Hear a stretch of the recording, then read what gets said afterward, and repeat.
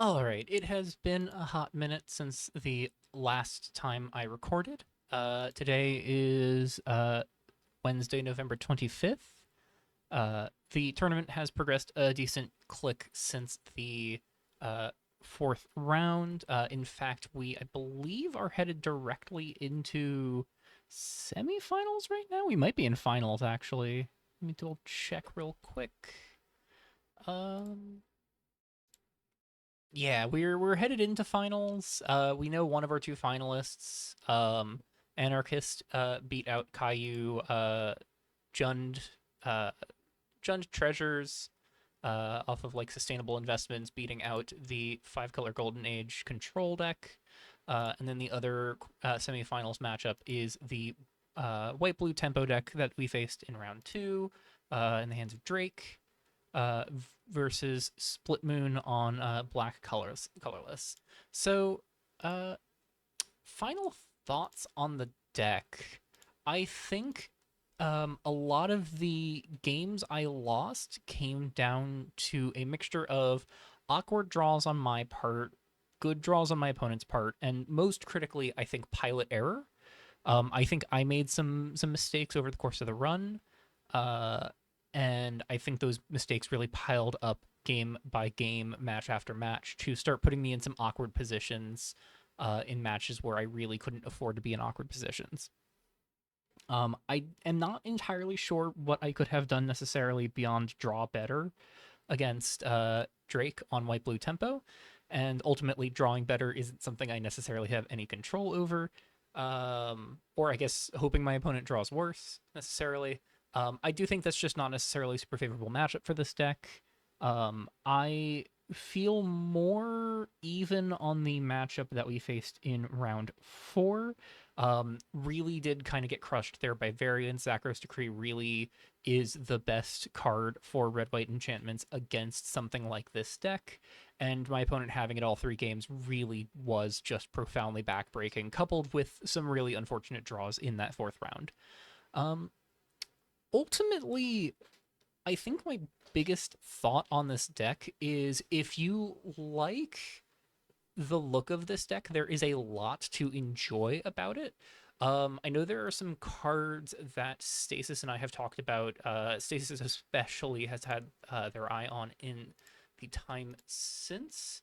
Um, not policy, not Oracle text policy. It is research grant. I know is a big one. Not necessarily super good for enabling Feast of Whispered Knives, but has the same draw two or more cards condition to get it to flip, as well as looking at top two, casting two or more spells. So it's not too difficult to flip in most circumstances. Like the one drop package of Deep Cheddar Arcanist Ignited Soul can reasonably get your research grant to that first condition on the turn that you play it, which makes it a turn three flip. And then just the initial value of getting a strategic planning that generates more value is also nice. And then, of course, if you flip it into progress, getting to copy your cheaper spells seems very potent, especially if you're doing something like pay two extra to copy a Feast of Whispered Knives seems really potent in the mid to late game. Paying two to copy Lurking Virkolakis can really start to snowball the board really hard. You can copy an Omen of Deception or Agent of Deception to start upticking how much you're making opponents pay. I know that's very much on the radar. There are some things that this does not work super well with. It's really bad with Chittering Gargantua because you'd have to pay an additional 10. Um, Glauna, obviously, anything legendary you don't really want to be copying. I don't think the mecha is super great if you're paying 6 for two copies immediately, but having two mechas in play does get you to start snowballing card advantage really fast. You know, there's like a pipe dream, I guess, maybe where you're paying 14 to copy a Zigzags Apex, but I don't think that's real. But yeah, so there's some things to consider for an updated version of this deck. I know Stasis was feeling maybe some counterspells might want to come out, at least out of the main board, and I am inclined to agree. Um, and all in all, like, this deck did make it to the top cut, just not in my hands. Stasis did make it to top eight. which is commendable. Congrats to Stasis on that run. Unfortunately, did lose out to Caillou on 5-color Golden Age control, but I kind of suspected that was going to be a rough matchup anyways, and it sounds like it was much closer than I anticipated, so good job to Stasis. My personal feelings, I don't think this is a deck I have much intention of running back for future seasons. I know there are some rumblings about potential changes to Zigzag's Apex and Rivaling. People don't feel that it should necessarily be getting to do stuff for free when it leaves your graveyard. It makes it really hard to justify running graveyard interaction, which makes it difficult to interact with in general. That was part of why I was on these cards in the first place. I like that they're hard to interact with and they punish graveyard interaction, but I also understand that it makes playing a graveyard deck pretty safe and pretty hard to fight through. So I also understand the merit for wanting those cards to be changed. But even if they don't get changed, I think my issue here is that this is not necessarily the playstyle I was anticipating going into the deck. And perhaps I should have, just on the basis of the presence of the counter magic to begin with. But one of the things that really pinged for me a lot of the time was I felt myself often wishing that this was a more high tempo, aggressive, try and just rapidly fire stuff off kind of deck. I found myself often wanting to run stuff out as quickly as possible, which left me really no time to hold up Omen of Deception or Agent of Deception, and wanting to use Omen and Agent to kind of pick off early things, which left me kind of vulnerable to plays later down the line, especially if opponents were struggling on mana a little bit. There's just a lot of sort of finicky angles to this deck that I think adds a lot of meaningful complexity. And I think for someone who is looking for a complex tempo deck, I think this is definitely in that range. There's a lot of moving parts here, and there's a lot that can really benefit you if you're trying to just sort of see what the best lines are. I think that's something that will take some practice to get used to with this deck. And if that sounds like it's right up your alley, then perfect. Otherwise, again, I found myself often wishing that this was something more akin to my League deck, the more just high octane, just push things to the graveyard as fast as possible and then feed them out of the graveyard as fast as possible kind of deck. I found that Lurking Dracolacus was a little harder to consistently get activating. I found it more frequent that Zigzag's Apex would just rot in hand. I was less keen on casting Rivaling over the course of this run. The biggest thing I have gained from this is twofold. As far as these graveyard decks go in general, I'm inclined to say Scrapyard Mecha is not something you really want more than 2 of. I think the one of the biggest changes that this deck really needs is it needs to have less than 3 Scrapyard Mechas. I was often boarding out all of them, or at the very least boarding out one. I don't think there was a single post-board game across this run where I had all 3 in the main board after game 1, but I may be wrong. The other thing that I picked up is that if you are looking to do some sort of blue-black graveyard deck or blue-black like sort of slower deck, grindier deck, whether you're looking to play into Feast of Whispered Knives, play into Research Grant, or just straight up like trying to fill your graveyard, I underrated Deep Treader Arcanist significantly, and I think this might be better than Ignited Soul for the purpose of guaranteeing that you get your Indulge triggers. Ignited Soul can obviously be harder to block, but the problem there is if you don't have a card in your hand you necessarily want to discard, you're kind of forced into making some tough choices and having to pitch things you might want to hold on to get that Feast of Whispered Knives trigger, whereas Deep Treader Arcanist always guarantees it to you, even if they have blockers. Even if you lose this in combat, you still get the draw discard on attack, which also means you get to make the attack first and get the trigger guaranteed, and your opponent has to kind of stop you at the onset if they want to try and slow that down. I think Deep Treader Arcanist is really great for snowballing. Again, I think it is really, really solid with Feast of Whispered Knives. I would contend it may be better with Feast than Ignited Soul is, even, just because, again, it is always going to get you that card draw. Even if everything in your hand is good, you can just draw and discard whatever you drew, unless whatever you drew is somehow better than something in your hand, at which point, you get more information. You have more information to make the choice on.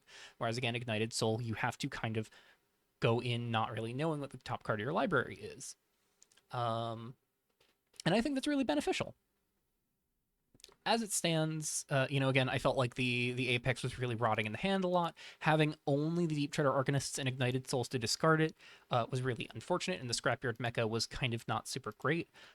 If I had to overhaul this deck, I know that Stasis is looking at like cutting down the counter spells. I actually think, maybe you cut out an Omen, maybe you cut out a Scrapyard Mecha. I think you cut out the Rivalings and 6th Apexes altogether. I think you are just better off trying to push for better, good cards, things that can do more meaningful things on their own, and then having fewer things that necessarily like need you to be going super deep on the graveyard. I think having some value you can get out of the graveyard is nice. I do like having maybe 2 Scrapyard Mechas. I do like maybe still having 2 or 3 Chittering Gargantuas. But I think the Apexes and Rivalings are more cute than good in a deck like this. Now, if you're trying to go more high octane, something like my League run, obviously, the Zigzag Apexes and Rivalings become much more necessary because there's more ways to get them in the graveyard and eat them out of the graveyard. But for this deck, which is kind of slower, I think having the Lurking Vircolocus and the Gargantua and the Mecha to eat them is nice, but there needs to be more ways to discard, more ways to eat for those cards to start to really become worthwhile. Um, Otherwise, I never really felt myself wanting a 4/3 developed cityscape. The Ephemeral Mire was a little awkward at times, but it did have a moment or two over the course of this run where activating it became pretty feasible, and it became a pretty relevant means of providing some additional damage, getting through maybe a couple blockers. So Ephemeral Mire, I'm not 100% on the one of Ephemeral Mire, but it certainly seems like it could be decent. And again, 4 mana getting reduced by your devotion to blue and black is pretty great when you're playing all of these 1-drops that really help, push some early devotion on the board. And then Feast of Whispered Knives gets devotion permanently on the board. One of your counter spells gets, both your counter spells get devotion on the board. Scrapyard Mecha makes it cost 2 less. Glauna makes it cost 2 less. There's a lot going on here that I do really still like, even if it's not necessarily my favorite play style. I can't say whether or not I will be trying the more high octane version of the graveyard deck in the next GP. I do think the Apex Rivaling changes being up in the air is a major factor in that. If these cards do get hit, I think the odds I play that are much lower. In fact, if those get hit, I think if I'm playing a graveyard deck, I may very well wind up back on the sort of more tempo-y plan. But otherwise, I'm very excited to see how the meta might shift going into the second month of this format. I know there are a lot of things that are on people's radars, things people are hoping get changed. A lot of really cool stuff at the GP this month. I know, there was a 5-color Shrines deck made it to top cut, absolutely crazy on in the hands of Philippe Sanner. So there's some really cool stuff still being done in the format, and there are plenty of things that people have not figured out yet or have even bothered to try. I know some people are cooking with bulk bioengineering right now, so there's a lot to enjoy about the format right now. There are some stopgaps in place that are kind of hard to punch through sometimes, but for the most part, the format feels very comfortable, very open. And I'm very excited for next month and the next GP. And I will try my best to see if I can't get 1 or 2 leagues in over this next week or two. I haven't had it in me to do a ton of league play since the GP ended, just sort of stewing on my thoughts on this deck. I recorded a version of this final thoughts the day of my 4th round, and I realized I really do want to just sort of sit with the deck for a little bit longer, sit with my thoughts for a little bit longer, wait till Stasis has either won the GP or get knocked out, which unfortunately was the case.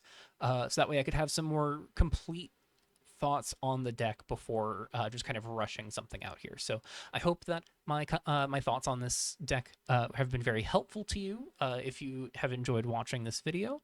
And I'm very optimistic about the graveyards, this kind of shell. I think there's a lot to do here. So um, thank you so much for tuning into my GP run. If there's a match that you've missed, I did play some really fun games. Game one of round one was my, I think, first ever time winning a Moldafor. So there were some real tense games this run. Highly recommend giving them a watch if you haven't already. And I'll see you in the league queue or in the next GP. Take care, y'all.